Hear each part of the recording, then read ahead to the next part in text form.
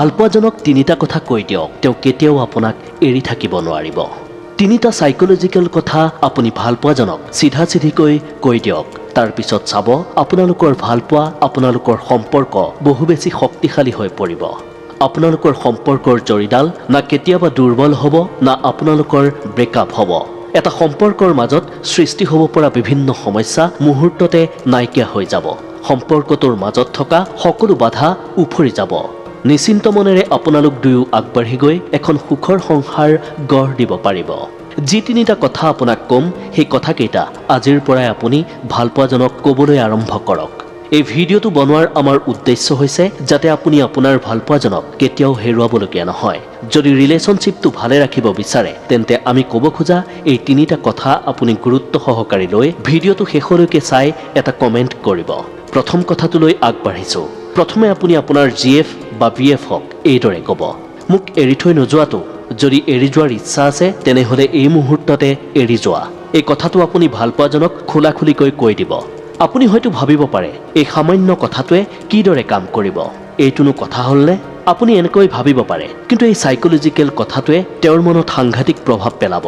চাওক, আপোনালোকৰ ৰিলেশ্যনশ্বিপটো দুদিন হৈছে বা দুমাহ হৈছে, নাইবা এবছৰ, 2 বছৰ, 3 বছৰ, 4 বছৰ, 5 বছৰ, যেই বছৰেই নহওক লাগে, ভালপোৱাজনক কোনেও হেৰুৱাব নিবিচাৰে। আপুনি যদি বিচাৰে যে আপোনালোকৰ ভালপোৱা দীৰ্ঘস্থায়ী হওক, আপুনি ভালপোৱা মানুহজন বা মানুহগৰাকী চিৰজীৱন আপোনাৰ হৈ থাকক, তেনেহ'লে এই সাইকোলজিকেল কথাটো আপুনি তেওঁক ক'বই লাগিব। আপুনি এই কথাটোৰ জৰিয়তে তেওঁক এইটোৱেই বুজাই দিছে যে তেওঁৰ অবিহনে আপুনি মৰি নাযায়। তেওঁ নহ'লেও আপুনি আগুৱাই যাব পাৰিব। মানে ভৱিষ্যতে তেওঁ যদি আপোনাক এৰিও যায় তেনেহ'লে আপোনাৰ একো আহে নাযায়। ইয়াৰ সমানে আপুনি তেওঁক এইটোও বুজাইছে যে আপুনি তেওঁক বহুত ভাল পায়, কেতিয়াও আপুনি তেওঁক এৰিব নিবিচাৰে। সেইটো আওপকীয়াকৈ আপুনি তেওঁক বুজাই দিছে। চিৰজীৱন আপুনি তেওঁকেই ভাল পাব বা ভাল পাব বিচাৰে। এই কথাটোৰ পৰা আপোনাৰ দুটা কাম হ'ব। তেওঁ বুজি পাব যে তেওঁ এৰি গ'লেও আপোনাৰ একো প্ৰব্লেম নাই, থাকিলেও আপুনি তেওঁক বহুত বেছি মৰম দিব। তেওঁৰ বাহিৰে বেলেগ কাৰো কথা আপুনি নাভাবে। এই কথাই তেওঁৰ মনত এনেকৈ ক্ৰিয়া কৰিব যে তেওঁ যদি এৰি যাম বুলি ভাবিছিলেও তেন্তে সেই চিন্তা আপুনি কোৱাৰ লগে লগে তেওঁৰ মনৰ পৰা দূৰ হৈ যাব। আৰু আপুনি যে তেওঁক বহুত বেছি ভাল পায় সেই কথা উপলব্ধি কৰি তেওঁ আগতকৈ দুগুণ বেছিকৈ আপোনাক ভালপোৱা দিবলৈ ট্ৰাই কৰিব। দ্বিতীয়তে আপুনি এনেকৈ ক'ব, কাৰো কথাত কাণ নিদিবা, কাৰণ জীৱনটো তোমাৰ। তুমি মোৰ সৈতে জীৱনটো কটাব লাগিব, আন কাৰো সৈতে নহয়। এই কথাটো আপুনি মাজে মাজে তেওঁক কৈ থাকিব। জীৱনত কেতিয়া কি পৰিস্থিতি আহে কোনেও নাজানে। কেতিয়াবা কিবা কাৰণে হয়তো তেওঁক আপোনাৰ ঘৰৰ মানুহেই হওক নাইবা আন কোনোবাই অনেক কথা শুনাব পাৰে। যেতিয়া আপুনি কিবা সমস্যাৰ সন্মুখীন হ'ব বা বেয়া সময়ৰ মুখামুখি হ'ব, তেতিয়া অনেকেই আপোনাৰ পাৰ্টনাৰক আপোনাৰ বিষয়ে বিভিন্ন কথা লগাব। আমাৰ সমাজখনেই এনেকুৱা, কাৰো ভাল কোনেও কামনা নকৰে, খালত পৰাজনক আৰু পেলাবহে বিচাৰে। সেইবাবে এই কথাটো তেওঁক প্ৰথমেই জনাই দিব লাগিব যে যোনেই যি নকওক লাগে কেতিয়াও যাতে সেই কথা বিশ্বাস নকৰে বা বেলেগৰ কথা শুনি সম্পৰ্কটো যাতে কেতিয়াও বেয়া নহয়। ভুল বুজাবুজিৰ যাতে কেতিয়াও সৃষ্টি নহয়, কাৰণ আপুনি তেওঁক ভাল পায় বা তেওঁ আপোনাক ভাল পায়। আৰু আপোনালোক দুয়োজনেই গোটেই জীৱন সম্পৰ্কটো আগুৱাই নিব লাগিব। আন কোনেও আপোনালোকৰ জীৱনটোক সজাবলৈ নাহে। যেতিয়াই এই কথাটো তেওঁক আপুনি কৈ থব, তেতিয়াহ'লে ভৱিষ্যতে কোনো সমস্যাৰ সৃষ্টি নহয় আপোনালোকৰ ভালপোৱাৰ মাজত। কেতিয়াবা যদি আপোনাৰ কথা কোনোবাই তেওঁক কয়ও, তেতিয়া আপুনি কোৱা এই কথাটো তেওঁৰ মনত পৰিব আৰু বেলেগৰ কথা গুৰুত্ব নিদি তেওঁ সদায় আপোনাক বিশ্বাসত লৈ বুজাবুজিৰ মাজেৰে আগবাঢ়িব। গতিকে এই কথাটো আপুনি তেওঁক সময়ে সময়ে কৈ থাকিব।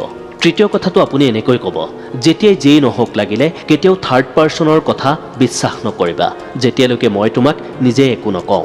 এটা ভাল ৰিলেশ্যনশ্বিপত মাজে মাজে বিভিন্ন ধৰণৰ বাধা আহে। আমি ইতিমধ্যে আপোনাক কৈছোঁ যে কোনেও কাৰো ভাল হোৱাটো নিবিচাৰে। আপোনালোকৰ ভাল ৰিলেশ্যনশ্বিপটো বেয়া কৰিবলৈ তৃতীয় পক্ষই সুযোগ বিচাৰিয়ে থাকে। কেতিয়াবা নোহোৱা কথা এটাকে আপোনাৰ বা তেওঁৰ মূৰত কোনোবাই যে নুসুমাব তাৰ কোনো ঠিক নাই। আপুনি ভাবিবই নোৱাৰিব আপোনাৰ একেবাৰে বিশ্বাসীজনেও আপোনালোকক দূৰ কৰিবলৈ চেষ্টা কৰিব পাৰে। যাতে এনেকুৱা আপোনালোকৰ লগত নহয়, সেইবাবেই এই সাইকোলজিকেল কথাটো আপুনি তেওঁক শুনাই থোৱাটো অতি জৰুৰী। এই কথা তেওঁক কৈ থোৱাৰ পিছত যিয়েই যিমান কৌশল ৰচনা নকৰক বা চেষ্টা নকৰক লাগে, আপোনালোকৰ ভালপোৱাত সেই নিগেটিভ কথাবোৰে কোনো প্ৰভাৱ পেলাব নোৱাৰে। এটা কথা আপুনি লক্ষ্য কৰিব, আপোনাৰ চকুৰ সন্মুখতে হয়তো বহু ভাল ভাল সম্পৰ্ক থানবান হৈ গৈছে। সেয়া লাগিলে বিয়াৰ আগতেই হওক বা বিয়াৰ পিছতেই হওক। এজনে আনজনক পাগলৰ দৰে ভাল পোৱাৰ পিছতো এনেকুৱা কিয় হৈ থাকে? এবাৰ যদি এই কথাবোৰ আপুনি ভালকৈ অবজাৰ্ভ কৰে তেতিয়া গম পাব অধিকাংশ ভাল সম্পৰ্ক বেলেগৰ কথাৰ কাৰণেই বা থাৰ্ড পাৰ্চনৰ কাৰণেই নিশেষ হৈ যায়। গতিকে আপোনালোকৰ মধুৰ সম্পৰ্কটোত এনেকুৱা কুপ্ৰভাৱ পৰিবলৈ নিদিয়াকৈ ৰাখিবলৈ হ'লে বেলেগৰ কথা নুশুনি এজনে আনজনৰ সৰু সুৰা ভুলবোৰ ধৰি নাৰাখি বুজাবুজিৰ মাজেৰে আগবাঢ়িব লাগিব। আজি আপোনাক যি তিনিটা কথা ক'লো এই কথাকেইটা আপুনি মাজে মাজে তেওঁক কৈ থাকিব লাগিব। মনোবিজ্ঞানৰ ফালৰ পৰা আপোনাক এই কথাকেইটাই গম নোপোৱাকৈ সাংঘাতিক ধৰণে সহায় কৰিব, যি কথাই তেওঁৰ মগজুত এনেকৈ ক্ৰিয়া কৰিব যে আপোনালোকৰ ভালপোৱা দুগুণ বৃদ্ধি পোৱাৰ সমানে তেওঁ কেতিয়াও আপোনাক এৰি যোৱাৰ কথা ভাবিবই নোৱাৰিব। আশা কৰিম আজিৰ ভিডিঅ'টোৱে আপোনাক অলপ হ'লেও উপকৃত কৰিলে। যদি ভিডিঅ'টো চাই ভাল লাগিল তেন্তে এটা লাইক আৰু কমেণ্ট কৰিবলৈ নাপাহৰিব। আন এটা নতুন ভিডিঅ'ৰ সৈতে পুনৰ লগ পোৱাৰ প্ৰতিশ্ৰুতিৰে আজিলৈ বিদায় লৈছোঁ। আশা কৰিম ভগৱানে আপোনালোকৰ সম্পৰ্কটো ভালে ৰাখিব। ধন্যবাদ।